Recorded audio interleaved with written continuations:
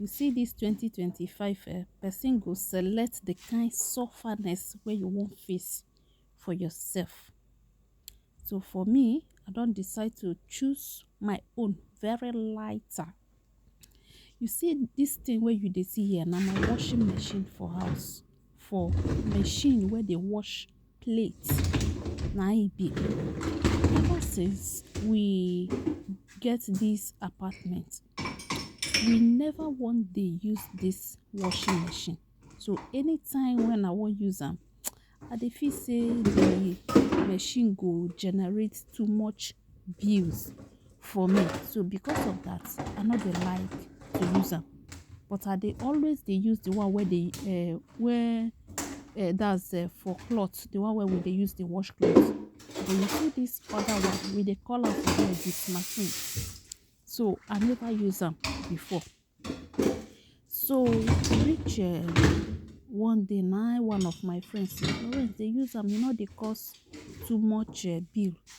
Say difference no too much. Now I say okay. I don't say when I dey talk say I go use am. Make I see. So last week I come on am, make I use am. The thing no on.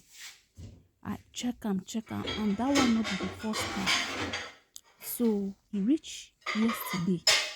Now I say it's okay. Oh. Make I call this company where get this machine so that they will come check am for me. So now so I call them. They come check the machine.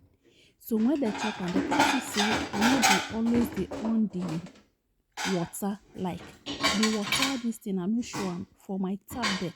Na im be, otherwise I no see here I wan take show na here that place where you dey see that handle there, dey down, na that place na the thing dey. You need to on am before the machine go start. So when the man come check, I come see say I no on am. Na so he show me. I come say okay. Say the machine no spoil. Now I say okay. So you see me now, I don't put all my plate inside. I was happy. Put all my plates, put everything. I can't go even pack out the ones where they say I don't already wash am. Because the reason why I put them, I want make it dey very dry. I don't want to dey see all those kind nyama for inside plate. You know. So this one now the soap where we dey take the where then they use the washing the plate be that. You know they use like the ordinary liquid soap where we dey use. It get his own machine, his own washing soap. So now the soap now be that thing when I dey try loose. So if you lose and finish, you put them inside. So as I just won't put them, it can't be like say this thing, the soap too big. So I can't need to cut the soap into two. I first of all fit am, you know, close. The thing not dey enter well.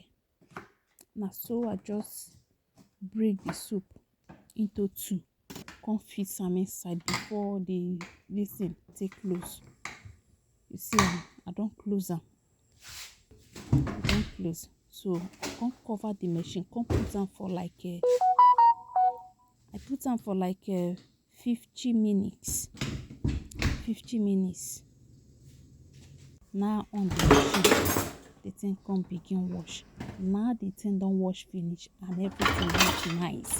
You know, say sometimes all these our plate, you go fit get bacteria for inside, you no go know. But if you use this washing machine, take wash am, everything go just stay very clean.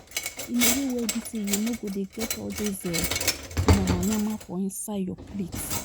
You know, and it will come reduce some stress for you guys. Now one thing when I just like about the plate, about the machine, yesterday I tell my daughter make she go wash plate for me. She wash so she no fit wash the plate finish. This morning now pack everything inside the machine. It's okay now.